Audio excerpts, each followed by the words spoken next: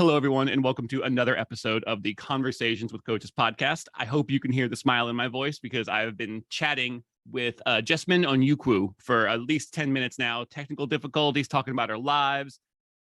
I know you're going to have just as good of a time as I already have, so let's get into it. Jesmine is a business consultant, leadership coach, and founder at PeakPerfly.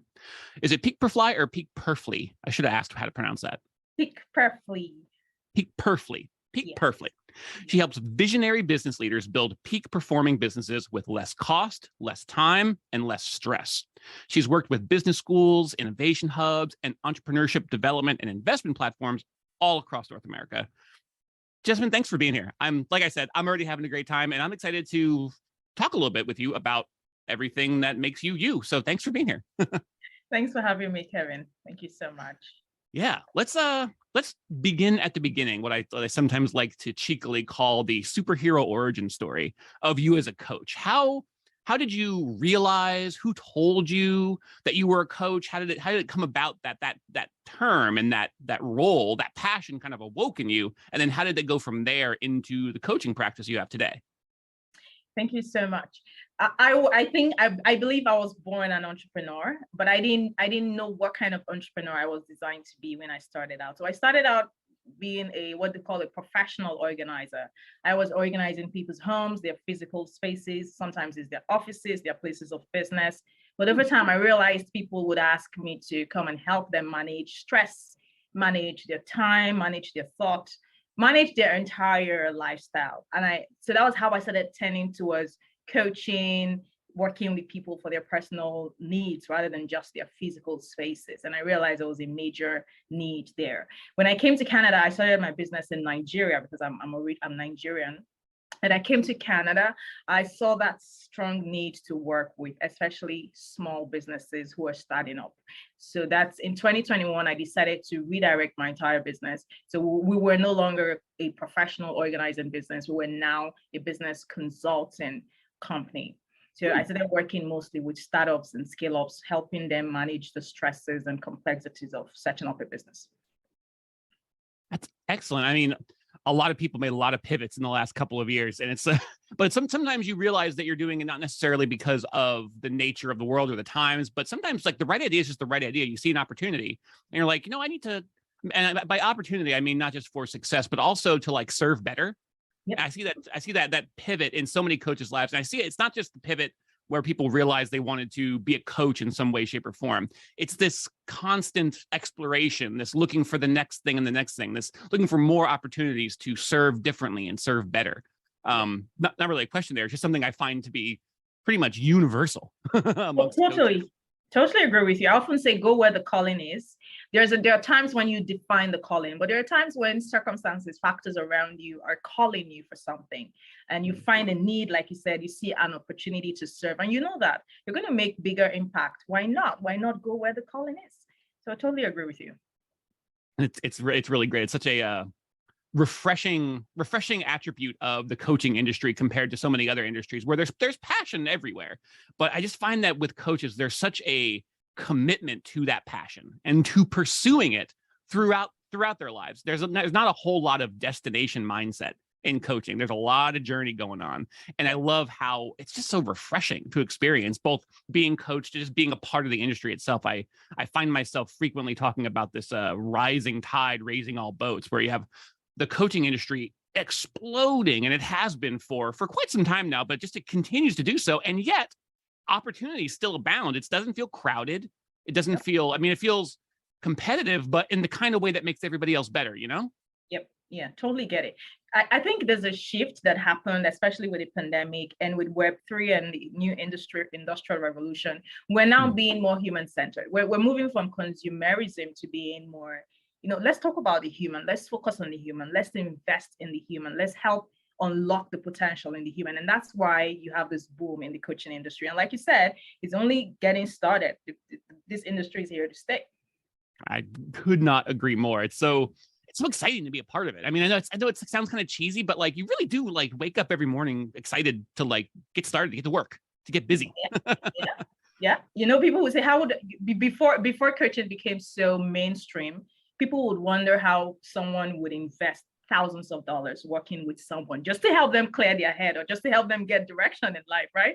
But this is what's in vogue now. Everybody's trying to be their best. So yeah, this is and you hit it right on the head with that word investment. People are realizing more and more every day that it is an investment. And a coach I spoke to used the gym membership analogy to me for a while. How there was a time where, I mean, gym memberships are a very new concept. Like that wasn't really a thing. You didn't like invest money by going to like facilities and training and like whatnot to take care of your body. Like that just wasn't the thing that you did. And now it's like you talk about a gym membership. Everybody knows what that is. Everybody knows what taking care of your body is: exercise, eating right. It's become standard, the norm. You invest in your health. And that same realization has been happening and continues to happen in coaching when it comes to your internal life, both personally and professionally, the way you manifest and show up in the world for yourself, your family, your coworkers, your colleagues, everyone. And I don't know if there's going to be, coach gym memberships, but hey, I don't know, the coach's gym, maybe that's an idea, free ideas, just throwing that out there. But it really is a matter of time before it is normalized in a way, I think that will help make everybody healthier, happier, and more firmly and truly themselves. Sure. Totally agree. I just keep like saying things rather than having follow-up questions. I'm doing a bad job being an interviewer. That's very inspiring for me. This is a conversation. I mean, this is how I love interviews. I love when it's conversational. Totally. Me too. Okay. I will, however, ask another question. I want to bring things up to the present and also get down a little bit into the nitty-gritty, the nuts and bolts of what your coaching practice looks like today.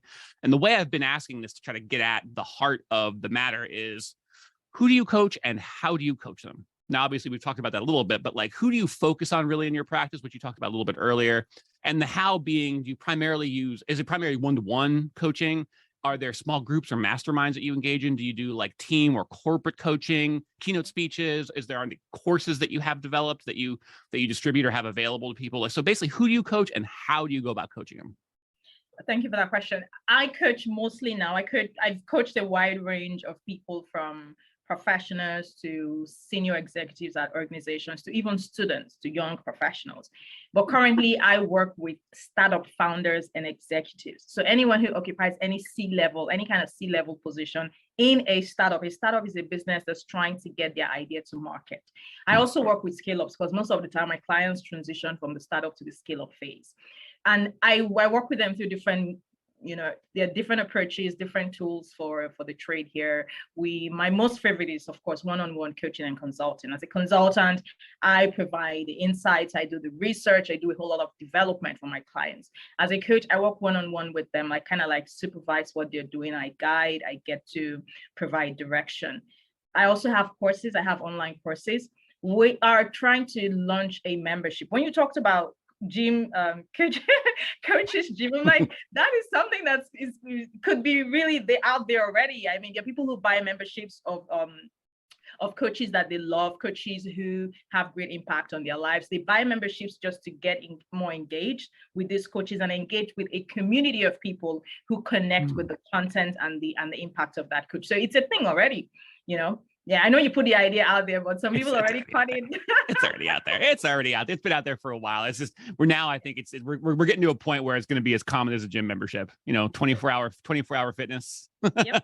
Yeah, recurring value. Because I mean, even businesses are trying to build their business model around recurring value. So that's where subscriptions come to play. If I can get value every week from this person every month, then I'm going to be willing to pay to be on a subscription for that. So we're launching that in the next phase of our business, a membership and community where startups and anyone who runs a business can come in and get access to templates and resources, and at the same time, support. So there's a guided pathway that we've built and a roadmap to guide the journey. So I don't know if that answers the question, but we have different approaches: consulting, coaching, courses. I do trainings and speakings and a host of them. My favorite is, of course, the one-on-one interaction, but you can't scale that. You cannot build a sustainable company doing one-on-one. You would need bodies to do that. You would need time. So if we want to have more impact, we have to launch the membership and community solution so more people can access the resources. I have so many different jumping off points there, but like that's always the case with again, universally, every coach I speak to is like the real magic happens in those one-to-one sessions, and there's just so much work to be done there. And it's really like how pretty much all coaches get their start and where they really catch the fever of it.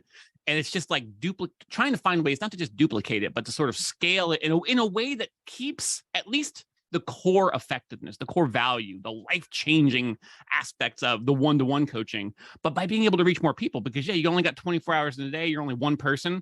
Other people get some of that time, deservedly so. But that's why I love and I feel like a membership like what you're proposing, what you're about to launch, is really, it's kind of where it's at, because what you're doing is you are leveraging probably the greatest asset that we have at our disposal: other people, each other. Human capital. We build a community, like-minded, but with differences as well. People dedicated to learning and growing both on their own and together. That, it seems, right out in front of you when you say it like that, but that just seems like the way to truly exponentially grow the kind of power that coaching can bring to not just the company, but just to everyone's lives. True that. And I mentioned Web3 earlier. We're in Web3 already, and this is no longer the creator economy. So we're going past just creating and dumping stuff on people.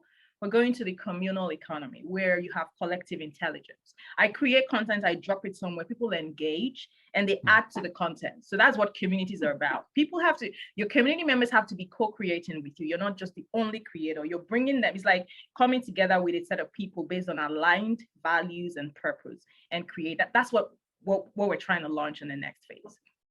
I love that. It reminds me of one of my very, very, very favorite quotes that I came across just through my work with coaches.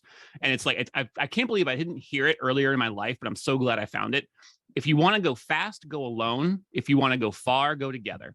And I'll misattribute it. I've heard it from so many different sources at this point. I'm not sure who said it, but honestly, I think about that every day. Like, I think that it comes to me in some way every day of my personal and professional life, because I don't know if I've ever heard anything that's more true than that. And it's just like, I'm seeing it every day in the coaching industry specifically. If you want to go fast, you go alone. Things will change, things will move. If you want to go far, you could still maybe go fast together. I'm not saying you don't go fast together, but if you want to go far, you got to go together. Yep. And you know how the far is, you could speed things up alone and sometimes crash, because sometimes speed kills, Mm-hmm. And when you go together, you manage the pace and you get to a farther destination. And there's more impact. I believe in collective impact, collective empowerment, collective prosperity. This is the era for that. So totally agree. As I think I predicted before I hit record, I just want to keep talking to you. I'm looking up at the clock and I'm like, dang it, the conversation is just getting great. But that's why we have this podcast the way it is. It's meant to give you the audience a snapshot of what a particular coach is doing, why they're doing it, and why you should reach out to them and find out more. So before I let you go, please tell the audience, Emily, this is kind of a two-part question. Where can people find out more about you? Just like learn more about what you and your company do. And also, where can people best connect with you and get to know you better? Do you have a preferred social media you like to interact on? Any communities that you're active in? So let people know where to find out more about you and where to find you. Thank you, Kevin. Honestly, I do not want the conversation to end. I knew it was going to be heartbreaking when we were getting to the end of this, because even in the preamble before the conversation, I had a great time with you. You're so welcoming, so warm, so entertaining, so vibrant, a lot of energy. I wish I could talk to you for hours. And there are podcasts that I listen to where the conversations stretch for hours and hours. I think you'd be a good host for that kind of podcast. Just shouting you out now. Well, I'll make sure to brew an extra cup of coffee for the 2-hour Conversations with Coaches special. Okay, to answer your question, I can be found across all social media platforms. I try to leverage the omni-channel approach. I want to be everywhere. So depending on where you are, where you prefer, you would find it, bits and pieces of me across this platform. So I'm on Name It, Facebook, Instagram, LinkedIn, Twitter. But my favorites are LinkedIn and Instagram. I'm tending towards more LinkedIn now, because my business model tends towards more B2B. Before now, I used to be B2C, finding individuals, but now I'm targeting organizations, startups, and small companies. So I'm leveraging LinkedIn more now. So let's connect on LinkedIn. You can visit my website at PeakPerfly.com, www.peakperfly.com, to learn more about what me and my company does, and we could connect even more on LinkedIn. I love that. It's really, for a while there, LinkedIn, at least conceptually, was always really like the place I wanted to send people. But it's only really in the last couple of years that it's gotten to be a really like dynamic platform. You could be more present there in a way that matters, and actually make like some decent connection. Like connect. I don't just mean like a networking business. Like actually make, like, I'm not gonna say friends, but like friends, make deep intellectual and emotional connections there, just on LinkedIn, which is not something. If you told me I would say that 2 years ago, I would call you a liar. No, I wouldn't do I that. mean, But we met on LinkedIn, so LinkedIn is great. Yeah. yeah, I've really I learned to like it, and now I've learned to love it. So thank you. I'm just grateful we got to talk. I kind of like I said, I'm having trouble pulling myself away. I'm feeling like that Velcro rip where I'm just like, I'm having to wrap it up, but I'm gonna do it. And I'm also gonna say I'll probably, like, maybe the day this podcast episode drops, I might just be already in your inbox or in your DMs asking if you want to come back on for a part 2 or something like that. So just warning you, just giving you a fair warning. I had too good of a time, so I might try to do it again. I'll be waiting for that. And thank you to the audience for listening. I mean, if you didn't have a good time listening to Jesmine, I don't know what's wrong with your day, but I hope your day improves. I know it already did because you just listened to this episode. Reach out, find out more about Jesmine, what she's doing. She is fantastic and fascinating, and she's doing all the right things in all the right ways. So just find out more. Just do yourself a favor, find out more, connect with her, and we will talk to you again very soon. Thank you.